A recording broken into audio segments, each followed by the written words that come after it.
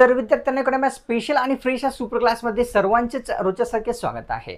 Super क्लासमध्ये आज देखील आपण ठाणे तसेच नागपूर महानगरपालिका या दोन्हीही भरतीसाठी स्पेशल असलेले जनरल नॉलेज पाहणार आहोत। सर्वांनी सुपर क्लासला सुरूपासून शेवटपर्यंत नक्कीच पाहायचं आहे।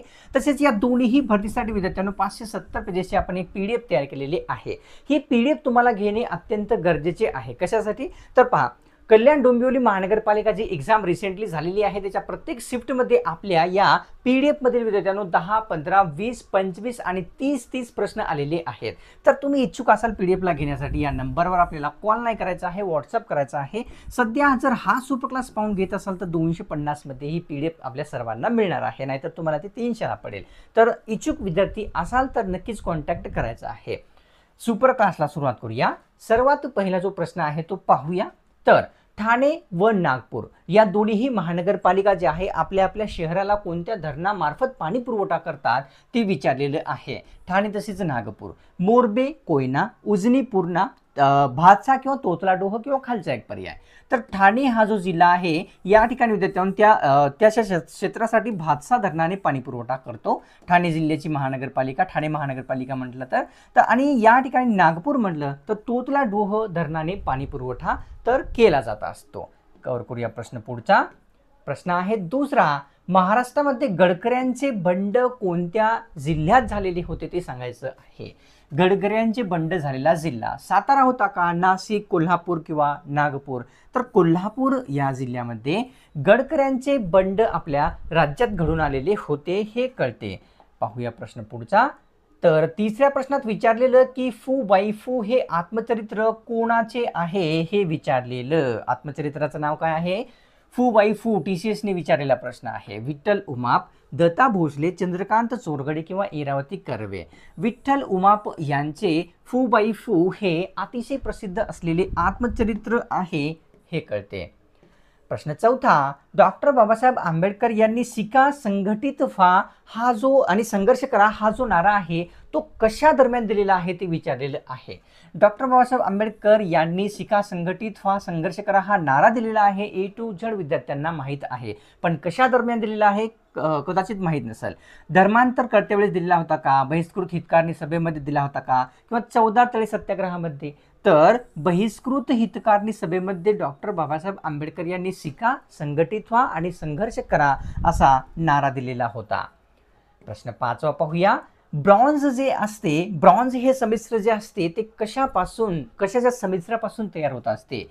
ब्रॉन्झ हे समिश्र तांबे, कथील, वरील दोन्ही किंवा लोखंड? तर ऑप्शन्स मध्ये योग्य आहे विद्यार्थ्यांनो या ठिकाणी 3 म्हणजेच कथील तसेच तांबे या दोन्हीच्या समिश्रापासून काय तयार होत असते तर ब्रॉन्झ तयार होताना लक्षात येते। कव्हर करूया प्रश्न 6वा। महाराष्ट्रामध्ये प्रामुख्याने नारळाच्या बागा कोणत्या भागात येतात किंवा आहेत हे विचारलेलं आहे। नारळाच्या बागा कोणत्या भागात येतात? ईशान्य, नैऋत्य, आग्नेय किंवा सर्व? तर ईशान्य भागामध्ये आपल्या राज्यामध्ये प्रामुख्याने नारळाच्या बागा असलेल्या दिसतात। कव्हर करूया प्रश्न 7व्या क्रमांकाचा। देशातील लोकांची जी राहणीमान असते त्यावरून जे आहे ते काय कळते ते विचारलेलं आहे। देशातील लोकांच्या राहणीमानावरून दरडोई उत्पन्न कळते का, बेकारी, गरिबी किंवा राष्ट्रीय उत्पन्न? तर दरडोई उत्पन्न जे आहे देशातील लोकांच्या राहणीमानावरून कळते हे आपल्याला लक्षात येते। कव्हर करूया प्रश्न या ठिकाणी 8वा। तर विद्यार्थ्यांनो प्रश्न 8वा असा आहे की तामिळनाडू हे राज्य कोणत्या ऊर्जेमध्ये अग्रेसर असलेले एक राज्य आहे ते सांगायचं आहे। कोणते राज्य? तामिळनाडू हे राज्य। पवन ऊर्जा, सौर ऊर्जा, जल ऊर्जा किंवा वरीलपैकी सर्व? तर पवन ऊर्जेमध्ये अग्रेसर असलेले कोणते राज्य आहे? तामिळनाडू हे राज्य असलेले भारतातील लक्षात येते। थोडा बॅकग्राऊंड मध्ये तुम्हाला नॉईज येत असेल तर माफ करायचा आहे। तर प्रश्न 9व्या क्रमांकाचा असा आहे की 42व्या घटना दुरुस्तीनुसार कोणते शब्द राज्यघटनेमध्ये समाविष्ट झालेले आहेत ते विचारलेलं आहे। घटना दुरुस्ती 42वी आहे। धर्मनिरपेक्षता, अखंडता, समाजवाद किंवा वरीलपैकी सर्व? तर ऑप्शन्स मध्ये 4 योग्य राहील। समाजवाद, अखंडता, धर्मनिरपेक्षता हे सर्व शब्द 42व्या घटना दुरुस्तीनुसार राज्यघटनेमध्ये समाविष्ट झालेले दिसतात। कव्हर करूया प्रश्न 10व्या क्रमांकाचा। मेजर कॅन्डी यांनी खालीलपैकी कोणाचा सत्कार केलेला होता ते विचारलेलं आहे। मेजर कॅन्डी यांच्यातर्फे कोणाचा सत्कार झालेला होता? महात्मा गांधी, पंडित नेहरू, शाहू महाराज किंवा महात्मा फुले? तर महात्मा फुले यांचा जो सत्कार आहे मेजर कॅन्डी यांनी केलेला होता हे लक्षात येते. कव्हर करूया प्रश्न 11वा. तर रिपू या शब्दाचा समानार्थी शब्द पुढीलपैकी कोणता आहे? कोणता शब्द आहे? रिपू हा शब्द. अहंकार, क्रोध, राग किंवा वरीलपैकी सर्व. तर रिपू या शब्दाचे विद्यार्थ्यांनो सर्व समानार्थी म्हणजेच राग, क्रोध, अहंकार हे शब्द समानार्थी असलेले कळतात. कव्हर करूया प्रश्न 12वा. तर भगवद्गीतेचा इंग्रजी अनुवाद जो आहे तो कोणत्या व्यक्तींनी केलेला होता? कोणत्या गव्हर्नर जनरलने भगवद्गीतेचा इंग्रजीमध्ये अनुवाद केलेला होता? Lord Ripon, Lord Cornwallis, Lord Curzon किंवा लॉर्ड डलहौसी. ऑप्शन्स मध्ये योग्य आहे विद्यार्थ्यांनो आपल्या समोर 2. लॉर्ड डलहौसी यांनी जे आहे भगवद्गीतेचा इंग्रजीमध्ये अनुवाद केलेला होता. तर करूया विद्यार्थ्यांनो पुढचा प्रश्न. तर या ठिकाणी विद्यार्थ्यांनो प्रश्न आहे 13व्या क्रमांकाचा की विनम्र या शब्दाशी समानार्थी शब्द पुढीलपैकी कोणता आहे? शब्द लक्षात घ्या. विनम्र हा शब्द आहे. विनयशील, सुशील, विनम्य किंवा वरीलपैकी सर्व. तर ऑप्शन्स मध्ये 4 योग्य राहील. विनम्य, सुशील, विनयशील हे सर्व शब्द विनम्र या शब्दाशी विद्यार्थ्यांनो काय आहेत? समानार्थी शब्द आहेत हे कळते. कव्हर करूया प्रश्न या ठिकाणी 14वा. कृष्णा नदीची उपनदी खालीलपैकी कोणती आहे? पर्यायापैकी कृष्णा नदीची उपनदी सांगायची आहे. वारणा, तारळी, अग्रणी किंवा वरीलपैकी सर्व. ऑप्शन्स मध्ये 4 योग्य आहे. अग्रणी, तारळी, वारणा हे सर्व नद्या ज्या आहेत कृष्णा नदीच्या उपनद्या असलेल्या दिसतात. पाहूया प्रश्न पुढचा. अरे संसार संसार या प्रसिद्ध पुस्तकाचे जे लेखक आहेत ते कोणते व्यक्ती येतात ते विचारलेलं. कोणत्या? तर अरे संसार संसार या पुस्तकाचे.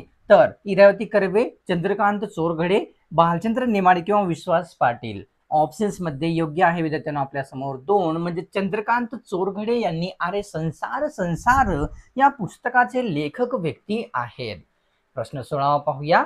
वि. दा. करंदीकर यांच्या कोणत्या पुस्तकाला ज्ञानपीठ पुरस्कार प्राप्त झालेला आहे ते सांगायचं आहे. कोणाचे पुस्तक? वि. दा. करंदीकर यांचे. परी ग परी, विरूपिका, अष्टदर्शनी किंवा वरीलपैकी सर्व. अष्टदर्शनी या पुस्तकाला विद्यार्थ्यांनो जे की आहे वि. दा. करंदीकर यांच्या ज्ञानपीठ पुरस्कार हा देण्यात आलेला आहे. कव्हर करूया प्रश्न 17वा. सातवाहनाच्या राज्यांनी महाराष्ट्रावर किती वर्ष राज्य केलेले आहे ते विचारलेलं. कोणाच्या? सातवाहनाच्या राज्यांनी. 455 वर्ष, 477 वर्ष, 460 वर्ष किंवा 70. 460 वर्ष विद्यार्थ्यांनो या ठिकाणी सातवाहनाच्या राज्यांनी आपल्या राज्यावर राज्य केलेलं दिसते हे कळते. कव्हर करूया प्रश्न 18वा. महाराष्ट्र राज्याच्या स्थापनेवेळी राज्यामध्ये एकूण किती जिल्ह्यांचा समावेश होता हे आपल्याला विचारलेलं आहे. ऑप्शन्स मध्ये 23 जिल्हे, 25, 24 किंवा 22. या प्रश्नाचं उत्तर विद्यार्थ्यांनो मी आपल्याला सांगणार नाही. एक प्रश्न मी आपल्याला विचारलेला आहे, तुम्ही कमेंट करून नक्कीच याचं उत्तर द्यायचं आहे. तर राष्ट्रपतीला कोणत्या विधेयकाला मान्यता देणे हे बंधनकारक असते ते विचारलेलं आहे. व्यक्ती आहे राष्ट्रपती, तर तो विधेयक कोणता आहे? धन विधेयक, वित्त विधेयक, घटनादुरुस्ती विधेयक किंवा वरीलपैकी सर्व. तर राष्ट्रपती यांना विद्यार्थ्यांनो घटनादुरुस्ती विधेयकाला मान्यता द्यावीच लागते, हे बंधनकारक ठेवण्यात आलेले आहे. प्रश्न 19वा. ऋणानुबंध हा प्रसिद्ध ग्रंथ खालीलपैकी कोणत्या व्यक्तींनी लिहिलेला आहे ते सांगायचं आहे. ग्रंथाचं नाव ऋणानुबंध आहे. यशवंतराव चव्हाण, उद्धव ठाकरे, राज ठाकरे किंवा देवेंद्र फडणवीस. ऑप्शन्स मध्ये 1 योग्य राहील. यशवंतराव चव्हाण यांनी ऋणानुबंध हा जो ग्रंथ आहे तो लिहिलेला आहे कळते. प्रश्न 20वा पाहूया. भारतीय राज्यघटनेचे उगमस्थान पुढीलपैकी काय आहे ते सांगायचं आहे. राज्यघटनेचे उगमस्थान कशाला म्हणतात? न्यायव्यवस्था, संसद, जनता किंवा वरीलपैकी नाही. तर जनतेला विद्यार्थ्यांनो या ठिकाणी राज्यघटनेचे उगमस्थान संबोधतात हे आपल्याला कळते. पाहूया प्रश्न पुढचा. कोणत्या सत्याग्रहामध्ये अस्पृश्यांना हिंदू मंदिरामध्ये प्रवेशाची मागणी करण्यात आलेली होती ते विचारलेलं आहे. हिंदू मंदिरांमध्ये प्रवेशाची मागणी. बारडोली, वायकोम, दांडी किंवा चले जाव. तर वायकोम सत्याग्रह अंतर्गत विद्यार्थ्यांनो अस्पृश्यांना हिंदू मंदिरामध्ये प्रवेशाची मागणी करण्यात आलेली होती हे कळते. पाहूया प्रश्न पुढचा जो की आहे 22वा. खालीलपैकी कोणत्या एका ठिकाणी पवन विद्युत प्रकल्प स्थित आहे ते विचारलेलं आहे. दिलेल्या पर्यायापैकी एक ठिकाण आहे ज्या ठिकाणी पवन विद्युत प्रकल्प आहे. राजेवाडी, तुमसर, कागल किंवा शहाजहापूर. तर ऑप्शन्स मध्ये 4 योग्य आहे. शहाजहापूर या ठिकाणी पवन विद्युत प्रकल्प हा स्थित आहे कळते. कव्हर करूया प्रश्न 23वा. शेती क्षेत्रामध्ये दिला जाणारा पुरस्कार पुढीलपैकी कोणता आहे ते सांगायचं आहे. कोणत्या क्षेत्रामध्ये? शेती क्षेत्रामध्ये. भारतरत्न, धन्वंतरी, ध्यानचंद किंवा नॉर्मन बोरलॉग. ऑप्शन्स मध्ये 4 योग्य आहे. नॉर्मन बोरलॉग हा जो पुरस्कार आहे तो शेती क्षेत्रामध्ये दिला जातो हे आपल्याला कळते. रंगास्वामी कप कशाशी संबंधित आहे ते आपल्याला विचारलेलं आहे. कोणता कप? रंगास्वामी हा कप बॅडमिंटन, क्रिकेट, हॉकी किंवा वरीलपैकी नाही. ऑप्शन्स मध्ये 4 योग्य राहील. हॉकी या खेळाशी. तर कोणता विद्यार्थ्यांनो रंगास्वामी कप हा संबंधित आहे हे आपल्याला कळते. भारतरत्न प्राप्त करणारे प्रथम संगीतकार कोण आहेत ते विचारलेलं आहे. संगीतकार स्पेशली कोण आहेत? मदुराई सुब्बुलक्ष्मी, पंडित रविशंकर, बिस्मिल्ला खान किंवा या ठिकाणी श्री भूपेन हजारिका. तर ऑप्शन्स मध्ये विद्यार्थ्यांनो एक योग्य राहील. मदुराई सुब्बुलक्ष्मी यांनी हे संगीतकार आहेत ज्यांना प्रथमतःच या ठिकाणी म्हणजेच भारतरत्न प्राप्त झालेला दिसतो. प्रश्न 26वा. 2001 ते 2011 दरम्यान लोकसंख्याची वाढ होती ती किती टक्क्यामध्ये झालेली होती ते सांगायचं आहे. 10 वर्षामध्ये किती लोकसंख्या टक्क्यामध्ये वाढलेली आहे? 15, 14, 17 किंवा 12. तर 17.64% एवढी जी लोकसंख्या आहे 2001 ते 2011 या 10 वर्षादरम्यान वाढलेली लोकसंख्या आहे. कव्हर करूया प्रश्न 27वा.